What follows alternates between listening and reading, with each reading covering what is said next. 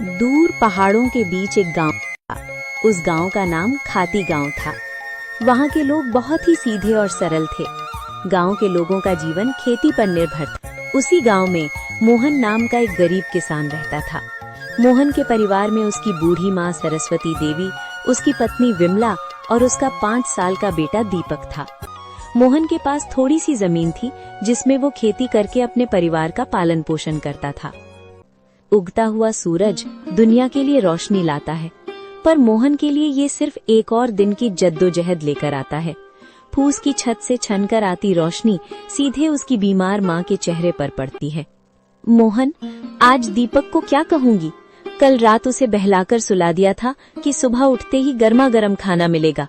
अब वो जागने वाला है, चूल्हा ठंडा पड़ा है और मेरी ममता लहूलुहान हो रही है। क्या हम इतने बदनसीब हैं कि अपने बच्चे को एक वक्त की रोटी भी नहीं दे सकते? भरी आंखों से। बिमला, तुम्हारी ये खामोश सिसकियां मेरे कलेजे को चीर देती हैं। मैं किसान हूँ, धरती का सीना चीरकर अनाज पैदा करना मेरा काम है, पर आज किस्मत ने मेरा ही सीना चाक कर दिया है। जमींदार के चक्कर काट काट कर पैर के जूते घिस गए, पर वो उधार देने को तैयार नहीं। पर हार नहीं मानूंगा, आज फिर जाऊंगा। शायद खुदा को मेरी मेहनत पर नहीं तो इस मासूम दीपक की भूख पर तरस आ जाए। सरस्वती देवी अंदर से खांसते हुए, बेटा मोहन, पास आ। देख, मेरा अंत समय करीब है, पर मुझे अपनी मौत का डर नहीं है। मुझे डर है कि कहीं मेरी गरीबी तेरे जमीर को न खा जाए। बेटा, भूख बहुत बड़ी चीज है, बड़े बड़ों का ईमान डिगा देती है। पर तू वादा कर, चाहे पेट पीठ से सट जाए पर कभी किसी का बुरा नहीं करेगा। भगवान की लाठी बेआवाज होती है पर चोट गहरी करती है।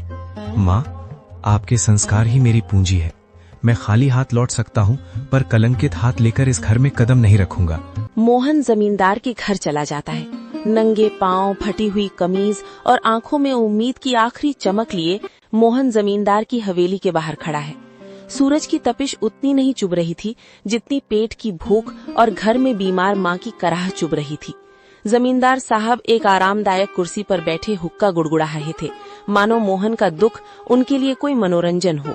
माई बाप, हुजूर, इस अभागे की विनती सुन लीजिए। मैं जानता हूँ कि पिछला लगान अभी पूरा नहीं चुका पाया हूँ, लेकिन मेरी मजबूरी की दीवार बहुत ऊंची हो गई है सरकार।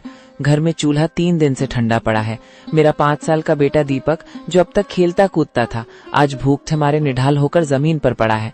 वो मुझसे रोटी नहीं मांगता सरकार, बस अपनी पथराई आंखों से मुझे देखता है और उसकी वो खामोश नजरें मेरे कलेजे को छलनी कर देती हैं।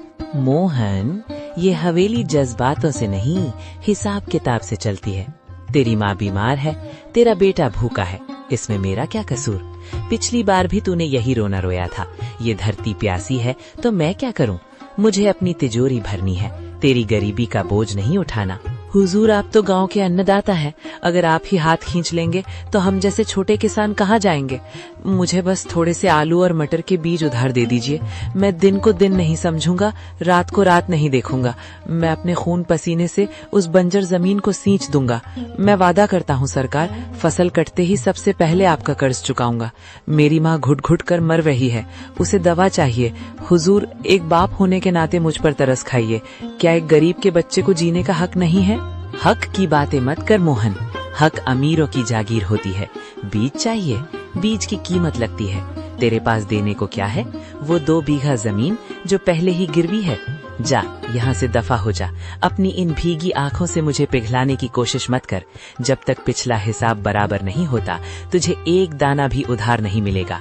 हुजूर, आज आप मुझे यहाँ से खाली हाथ भेज रहे हैं, पर याद रखिएगा, गरीब की आह बहुत गहरी होती है। मैं अपनी मेहनत बेचने आया था, अपनी खुददारी नहीं। अगर खुदा ने चाहा तो मेरी मिट्टी भी सोना उगलेगी। आज आप मेरी गरीबी का मजाक उड़ा रहे हैं, पर वक्त का पहिया घूमेगा हुजूर, वक्त का पहिया जरूर घूमेगा। मोहन अपनी फटी हुई आंखों में आंसू लिए भारी कदमों से हवेली की सीढ़ियां उतर गया।